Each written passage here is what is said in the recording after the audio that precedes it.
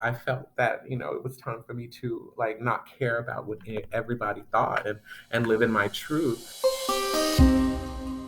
Jasmine Davis, hello. Hello, how are you, Tony? I'm so good.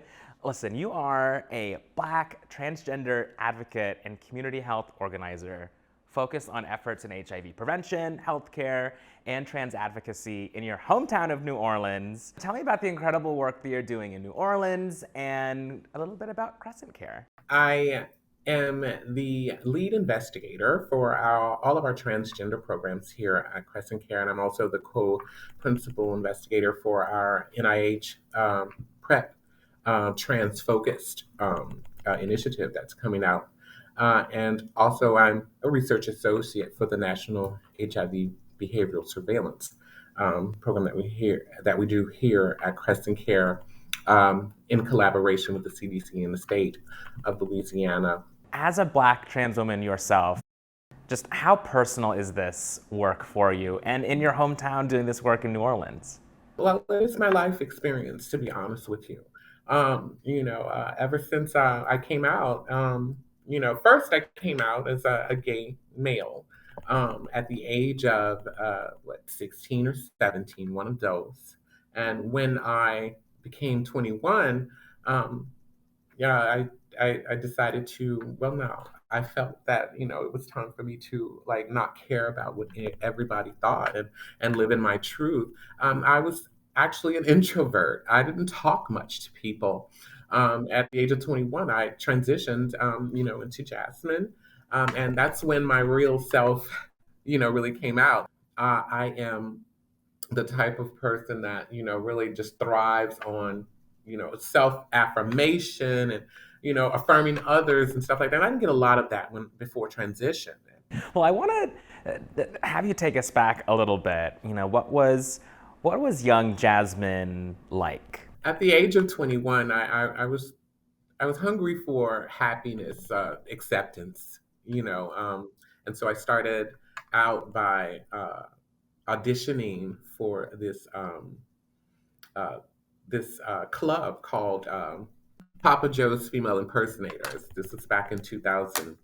Yeah, it wasn't even up on my mind that the fact that the sign said female impersonators. It was the fact that it was a space that affirmed someone like me. And so that's when I became who I really am by starting. It was kind of like a cabaret club, but also a strip club. And so I got the chance to become a part of a tribe of women who were in the same struggle as I was, who had the same frame of mind and life goals as I did. It's just that the world wasn't ready for individuals like us, and so I'm just very grateful that I'm able to be an instrument of change. And when you are, talking about being that instrument of change for yourself, I love that you said you were hungry for happiness and joy and then that life that you wanted to have. What was the turning point for you? Oh, the turning point when I first got on that stage and just took my top off and the crowd went up. I'm like, okay, they're affirming me. They're actually clapping. They're actually tipping me. And I just never thought that I would be accepted in that light. It was a lot of fun. But then it was also a lot of hardship, a lot of struggle, a lot of discrimination, a lot of criminalization, a lot of accusations or assumptions that the world had on people like us. And so I felt like it's my mission to smash that type of stigma because that's all that was. It was stigma. Absolutely. And when we talk about stigma and kind of separating out people that not only don't understand you but don't want to understand you, how have those conversations changed for you? How are you getting people on your side? Like what are the mechanics of those conversations today that you're having that were so different back then? Uh, Being able to be my whole self, my authentic self. back then I just gave you a face value, the pretty girl who, was nice and whatever, long as you gave her her coin so she can survive and live and eat and pay her rent and stuff, you know. But now it's like I can give my whole self because I'm more than a pretty face. I'm more than, an entertainer, I'm more than a healthcare provider, I'm a whole person. And so when I was able to, really find out who I was and learn myself and do the work and acquire the tools to help me work with my past traumas and by being affirmed, as far as, gender affirming care, like that was not a thing when I was younger. All of this played a part. And that's why I know that the direction that healthcare is going in, as far as the community of trans experience, the proof is in the pudding.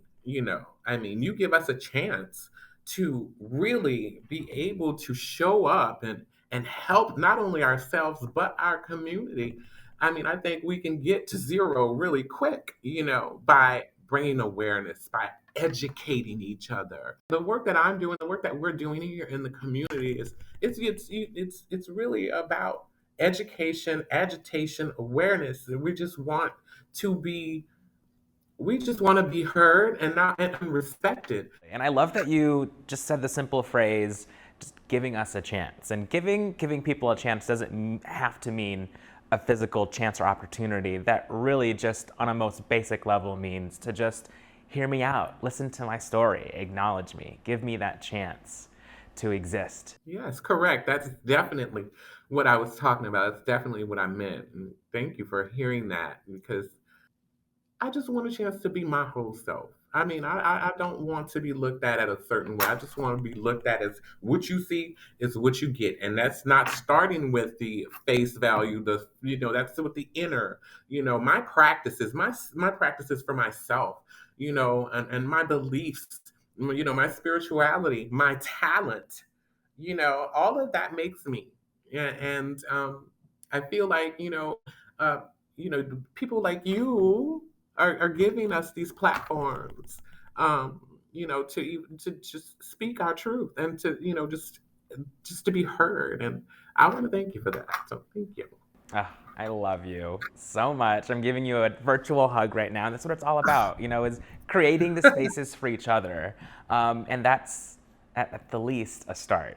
So I have to ask you, as we come to the end here of this conversation, what would you say, Jasmine Davis, is your truth? Who and what is Jasmine Davis today? Jasmine is a human being who has feelings, who has goals, who has ambitions, who has dreams, who has ideas, and who is very strategic when executing the work that needs to be done in order to create change.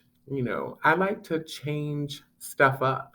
I mean, I like to add, Jasmine promotes evolution. Jasmine promotes holistic care. Jasmine promotes the arts. Jasmine is whole. That's who Jasmine is, a whole person. Mm. And that's on period, let me tell you. Period, boo.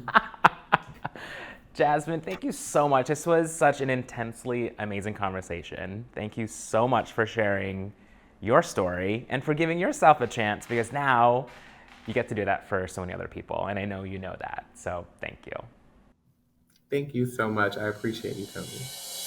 To see more episodes of Truth Be Told, check us out at Plus Life Media and pluslifemedia.com. Until next time, let your truth be told.